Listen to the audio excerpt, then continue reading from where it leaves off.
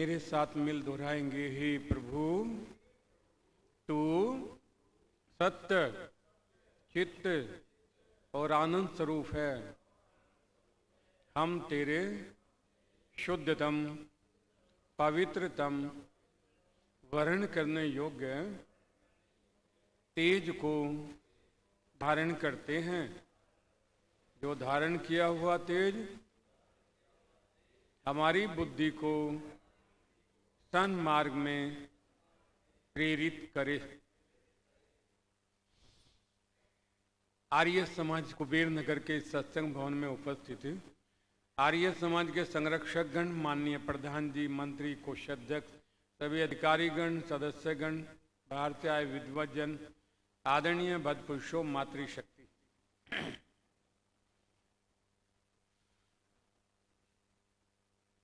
हम लोग लगभग सभी समाजों में, चाहे वो देश में हो चाहे वो विदेश में हो, जब अपने कार्यक्रम का समापन करते हैं तब शांति पाठ करते हैं।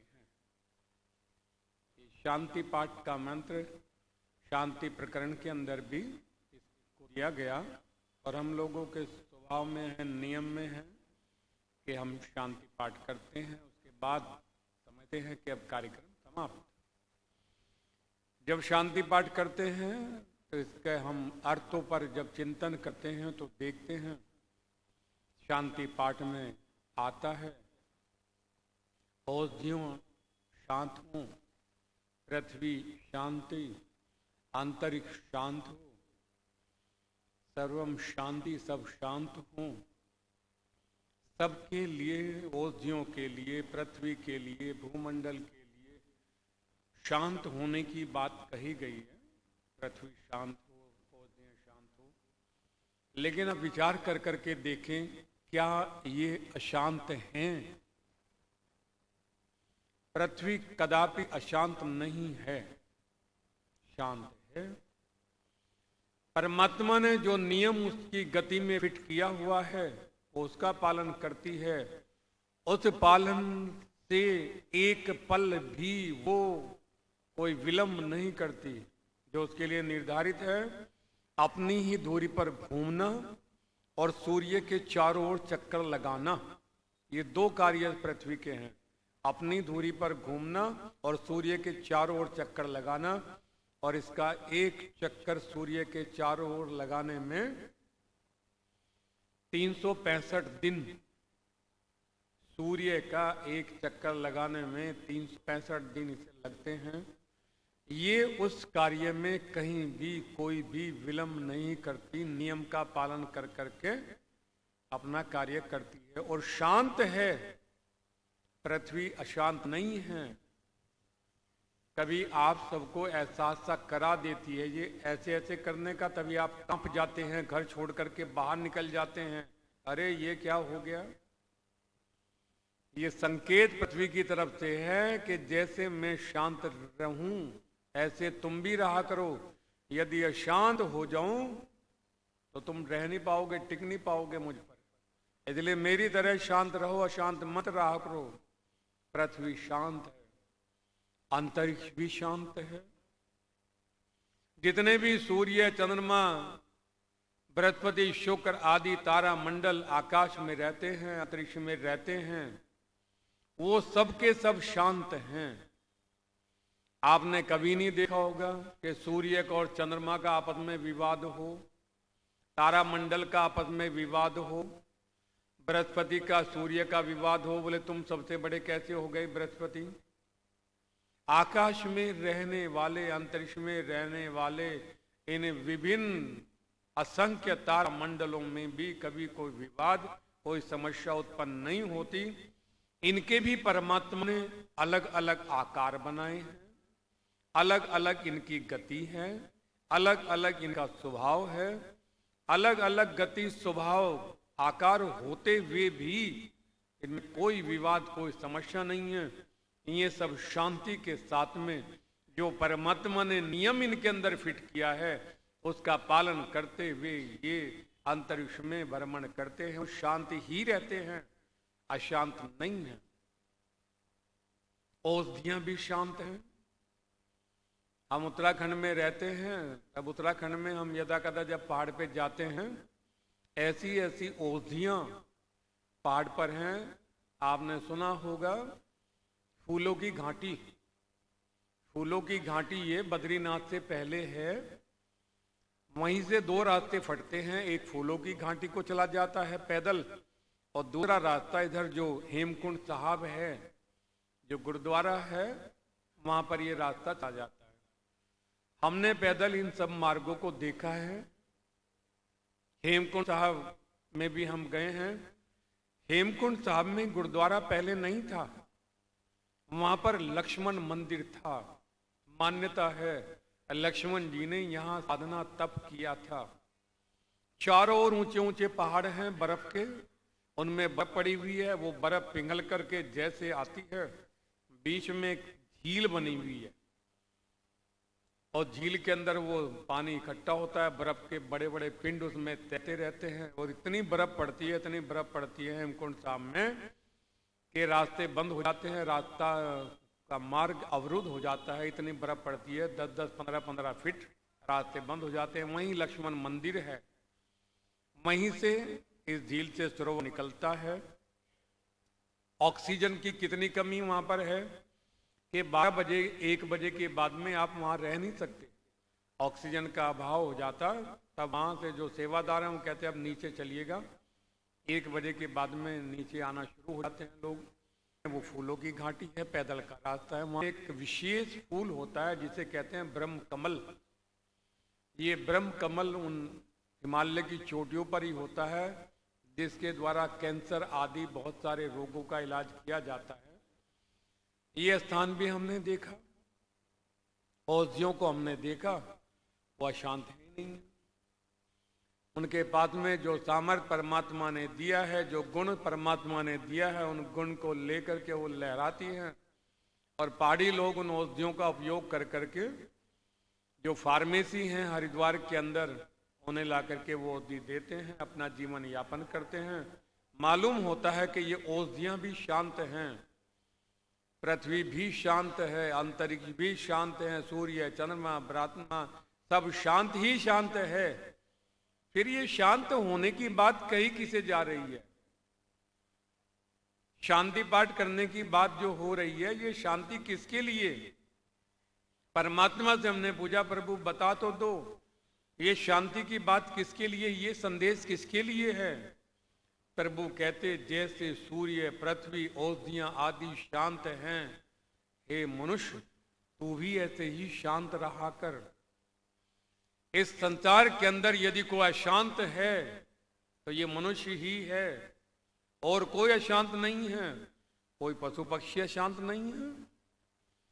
चिड़ियाएं आदि जितनी आवश्यकता होती है, पक्षी आदि जितनी आवश्यकता होती है, उतना भोजन करते हैं। उसके बाद में वृक्षों पे बैठ करके आपस में प्रभु भक्ति की चर्चा करते हैं, अपनी अपनी भाषा में वो चर्चा करते हैं।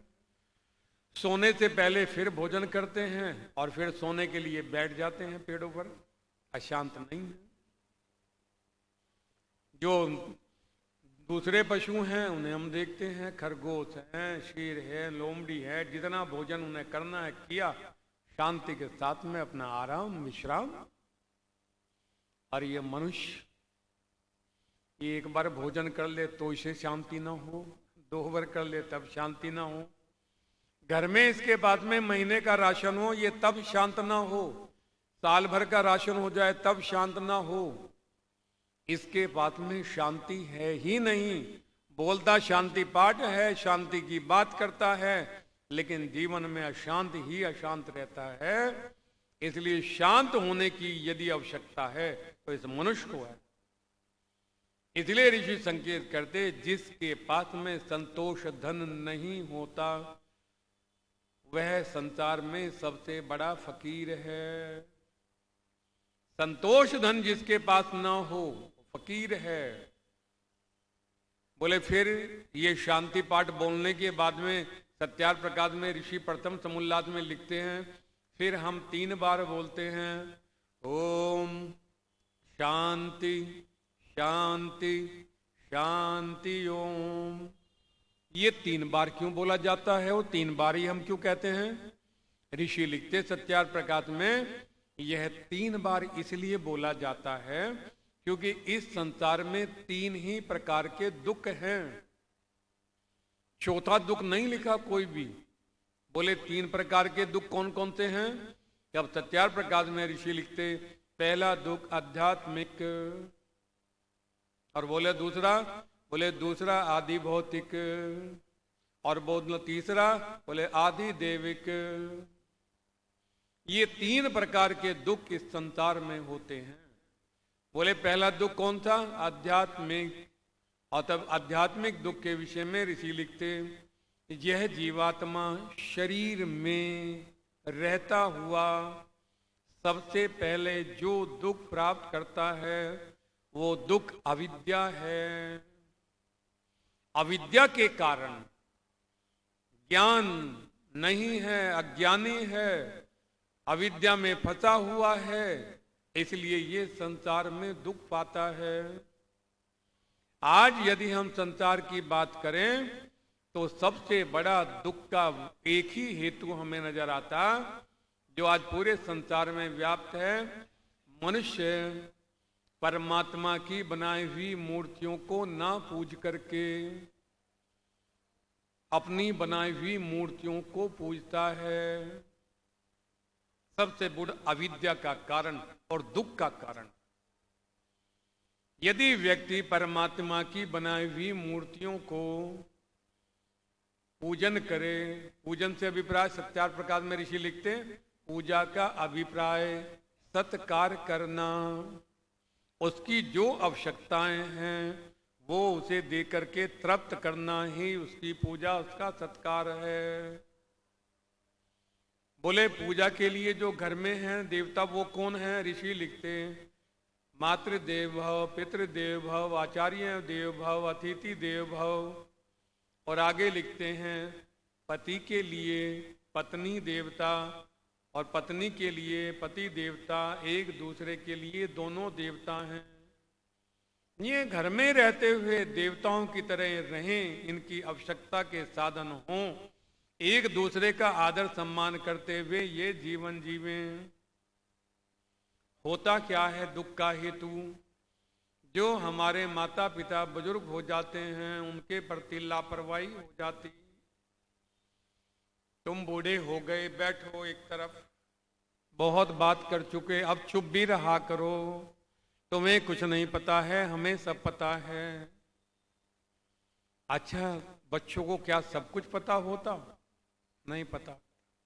यदि माता पिता के पास में संतान बैठे तो माता पिता अपने जीवन का सारा अनुभव अपनी संतान को दे देता है।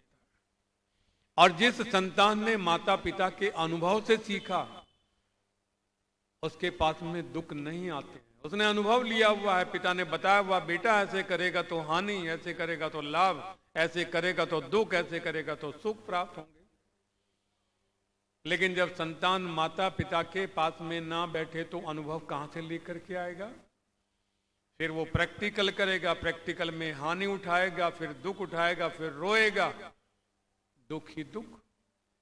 इसलिए ऋषि लिखते, इस अविद्या को दूर करो, अपनी बनाई हुई मूर्तियों को भोजन नहीं खिलाओ। बोले क्यों ना खिलाएं? बोले वो खाती नहीं है। जो तुमने मूर्ति सोने की, चांदी की, लकड़ी की, पत्थर की, सीमेंट गारे की बना करके रखी हुई हैं, उन मूर्तियों को भोजन कराना अविद्या है। वो भोजन नहीं करती हैं। तुम नाटक कर करके संसार में अविद्या फैला रहे हो, तो फिर भोजन कौन करे? बोले जो परमात्मा की बनाई हुई मूर्तियां हैं वो भोजन करती हैं, भोजन कर करके तृप्त भी होती हैं, और तृप्त होकर के तुम्हें दूधों नावों फूतों फलों का आशीर्वाद भी देती हैं। जो खाए भी और उपकार मान करके तुम्हें आशीर्वाद देवे, वो मूर्तियों का सत्कार करो, उन्हें भोजन कराओ। खुद की बनाई हुई मूर्तियां ना भोजन खाती हैं, ना तुम्हें आशीर्वाद देती हैं, क्योंकि उनमें चेतनता है ही नहीं है। इसलिए इस अविद्या को दूर करो।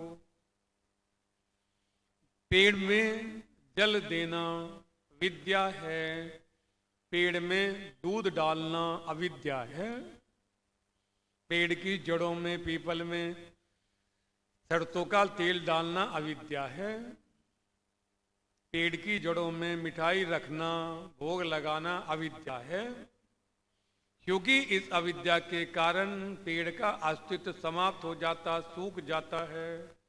पेड़ में यदि डल डालें, पानी डालें तो ये विद्या है। अविद्या हम देखते हैं सहजपुर बोगा के बराबर में मंदिर है, सत्संग वहां होता है, वहीं बाहर एक पीपल का पेड़ है। जितने भी आपके देवी देवता हैं उनके चित्र अभी मैंने प्रातःकाल देखा, वो इतना कूड़े का चट्टे का ढेर लगा रखा है।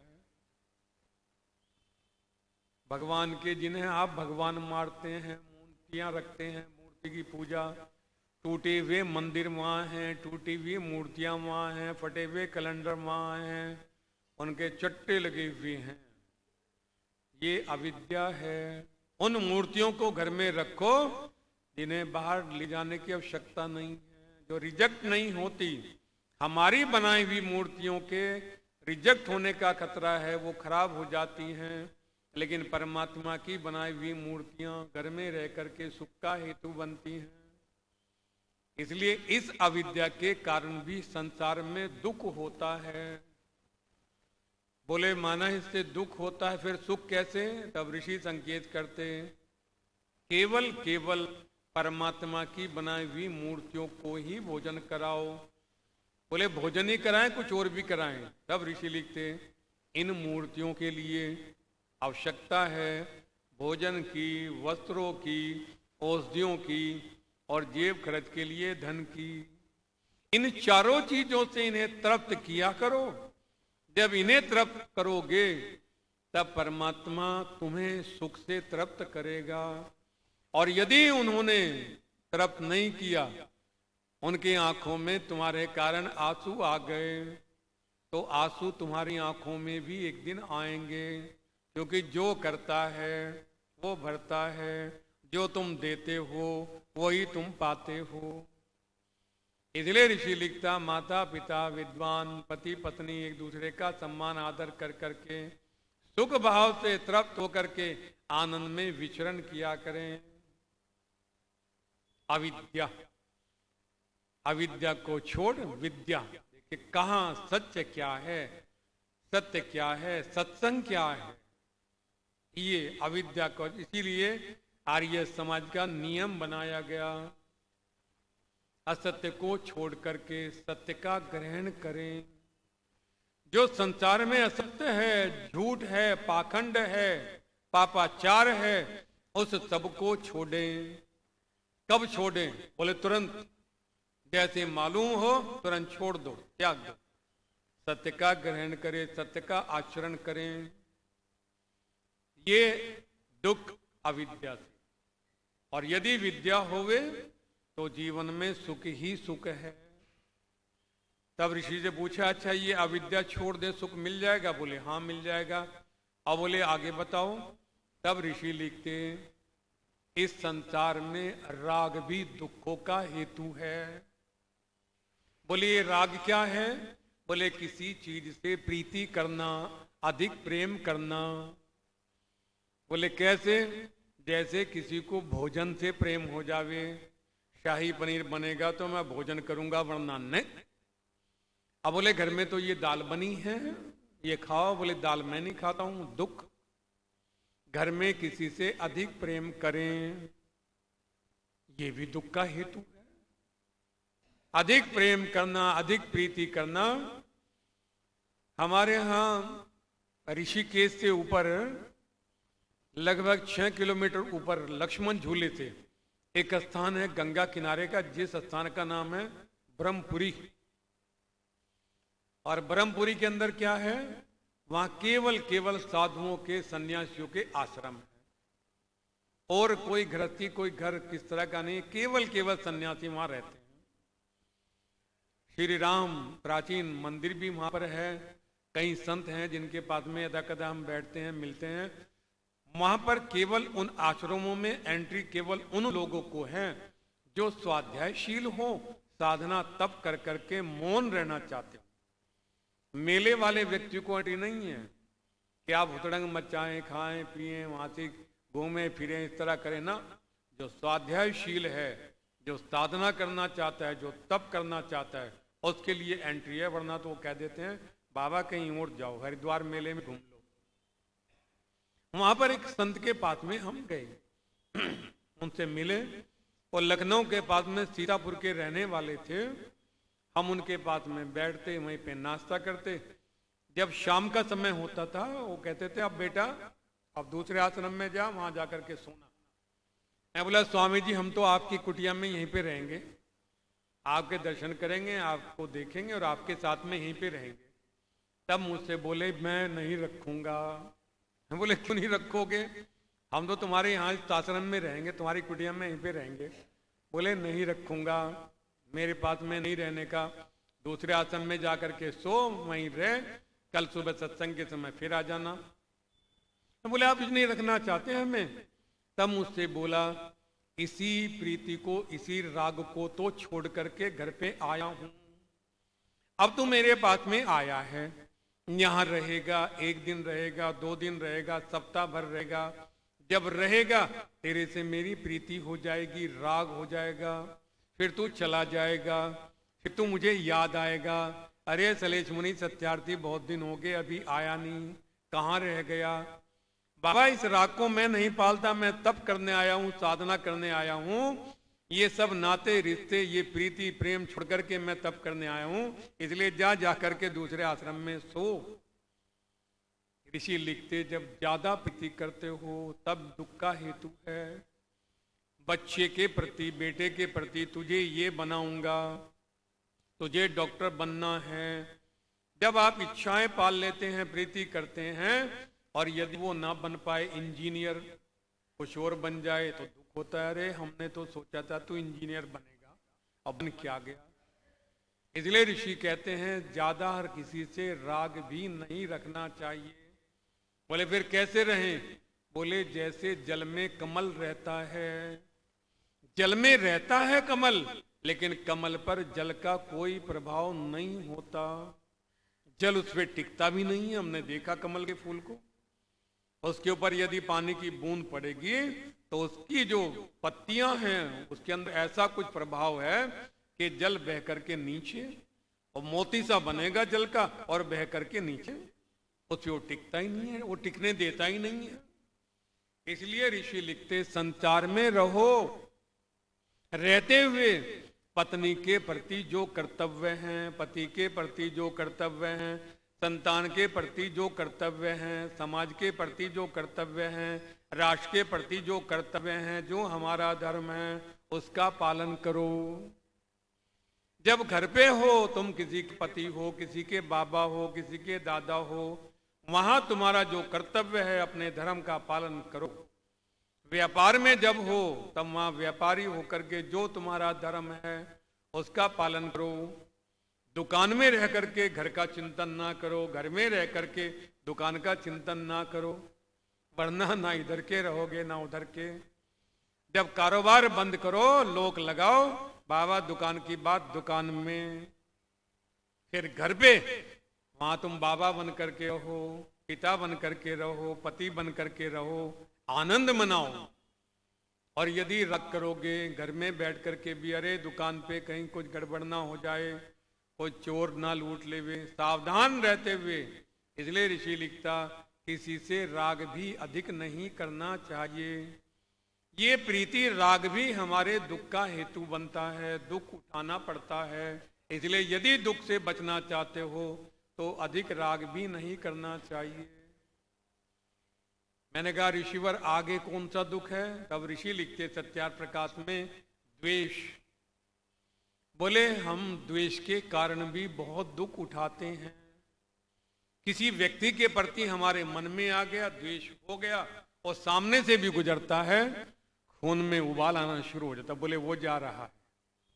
और जिससे आप द्वेष करते हैं उसकी अच्छी बातें भी आपको अच्छी नहीं लगती, उसकी अच्छी बातें भी आपको अच्छी नहीं लगती। वो यदि आपके हित की बात करे, जब द्वेष होता है तो मन में आता है कहीं ना कहीं इसकी बातों में छल है। इसलिए ऋषि लिखता, इस द्वेष के कारण भी हमारा जीवन उलझ जाता है और हम दुख उठाते हैं। बोले कैसे? महाभारत का वो समय देखिएगा, दुर्योधन का क्या बिगाड़ा था पांडवों ने? कुछ भी तो नहीं बिगाड़ा था उसके भाई, लेकिन धोखे से उनके राज्य को हरण कर लिया और धोखे से उन्हें अज्ञातवास में भेज दिया। अज्ञातवास पूरा होने के बाद में भी उनका राज इंद्रप्रस्थ देने के लिए तैयार नहीं है। शांति का प्रस्ताव लेकर के श्री कृष्ण महाराज जी, कितनी बड़ी बात थी, कितना मान सम्मान, इसे कहते हैं सम्मान करना। जब शांति का प्रस्ताव लेकर के श्री कृष्ण महाराज आए, तब श्री कृष्ण महाराज ने कहा, हे धृतराष्ट्र महाराज, मैं आपको वचन देता हूं कि यदि आप पांडवों को केवल कहां तो इंद्रप्रस्थ इतना बड़ा राज था जिसके निर्माण में इन सब भाइयों ने सहयोग किया था, कहां श्री कृष्ण कहते, हे राजन, यदि 5 गांव उनको मिल जावें तो मैं ये आपको वचन देता हूं कि मेरी बात को मान करके पांडव संतुष्ट हो जाएंगे। आप 5 गांव दे दीजिएगा बस। लेकिन द्वेष से भरा हुआ दुर्योधन, ईर्ष्या से भरा हुआ दुर्योधन कहता, तुम 5 गांव की बात करते हो? अरे बिना युद्ध के सुई की नोक के बराबर भी भूमि नहीं दूंगा। परिणाम क्या हुआ? दादा तो, बाबा तो, मामा तो, रिश्ते नाते, सेनापति, विद्वान, इन सब का मृत्यु का कारण यदि कोई व्यक्ति बना तो उस ईर्ष्या द्वेष से भरा हुआ दुर्योधन इसका कारण था। एक थोड़ा सा द्वेष पांडवों के प्रति रखने का परिणाम महाभारत हुआ। शिशुपाल का श्री कृष्ण महाराज ने क्या बिगाड़ा था? उनके तो बुआ का बेटा था, लेकिन ये शिशुपाल जब भी श्री कृष्ण को देखता अपशब्द बोलता, तू छलिया है, तू गंवाला है, तू रणछोड़ है। शिशुपाल की माता श्री कृष्ण की बुआ जी लगती थी। बुआ जी, श्री कृष्ण की बुआ जी देख करके अपने बेटे के विचारों को, भाव को देख करके दुखी होती थी, रोती थी, अरे तू कहाँ हमारी कोख में आ गया, कोख में मर जाता तो अच्छा था। लेकिन संतान के प्रति माता पिता का मोह होता। तब वो श्री कृष्ण से निवेदन किया करती थी, बेटा इसकी गलती को तो इग्नोर कर दिया कर, माफ कर दिया कर। तब श्री कृष्ण महाराज ने कहा अपनी बुआ से, देख बुआ, हर बात की एक सीमा होती है, मैं इसका कुछ बिगाड़ता भी नहीं हूं, इसे कुछ बोलता भी नहीं हूं, इसके हित की ही सोचता हूं, लेकिन ये मुझसे वैसे ही द्वेष रखता है। क्यों रखता है? और मैं तुझे वचन देता हूं बुआ कि इसकी 100 गलतियों को मैं माफ कर दूंगा, 100 गलतियों तक। और यदि 100 गलतियों से आगे इसने कोई गलती की तब मैं इसे माफ नहीं करूंगा। सभा में गए हुए हैं श्री कृष्ण महाराज, जब पूजन की बात आई, योग्यता की बात आई, भीष्म पितामह कहते हैं कि इस सभा के अंदर यदि कोई पूजनीय है, यदि कोई आदरणीय है, यदि कोई योगी है, यदि कोई तपस्वी है, तो वो श्री कृष्ण महाराज हैं।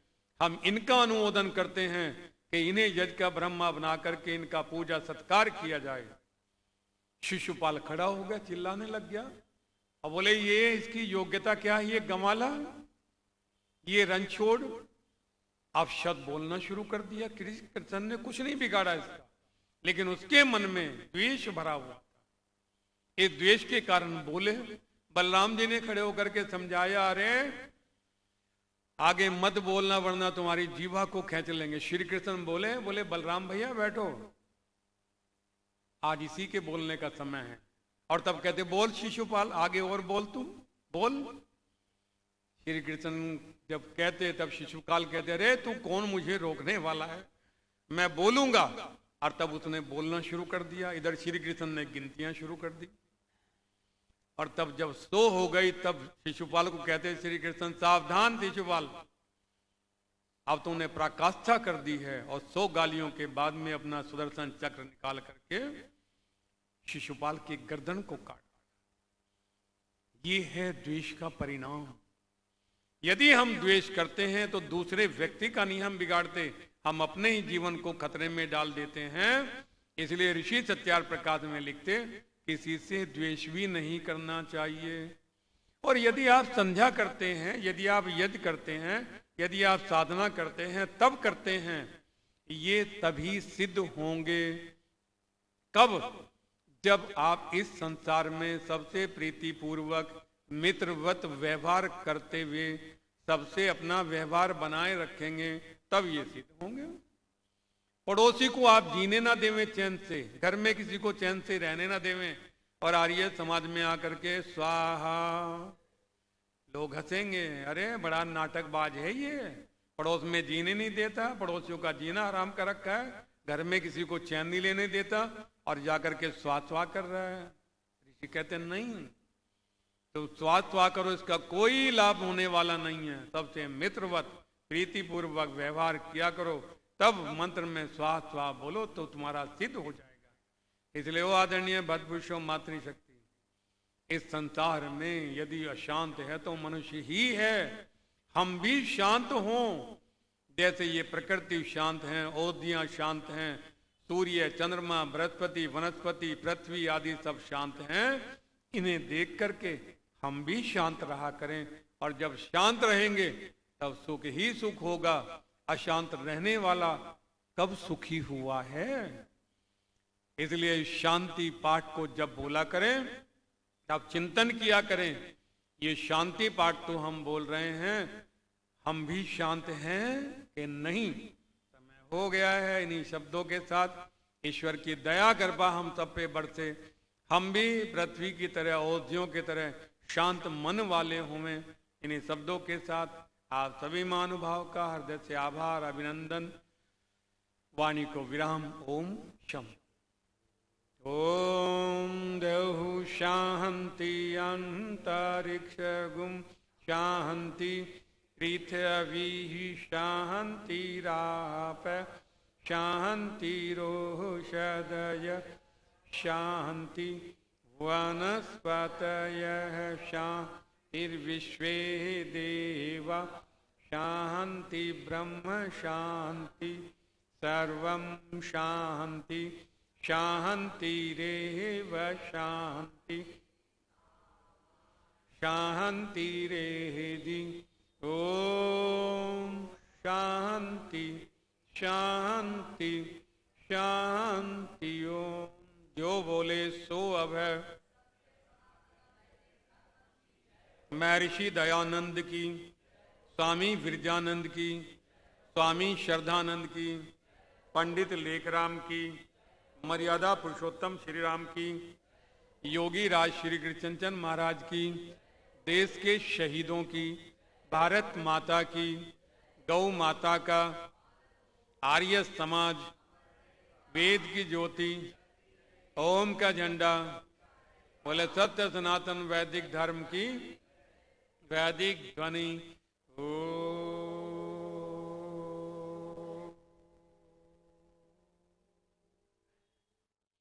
वैदिक अभिवादन सभी को सादर।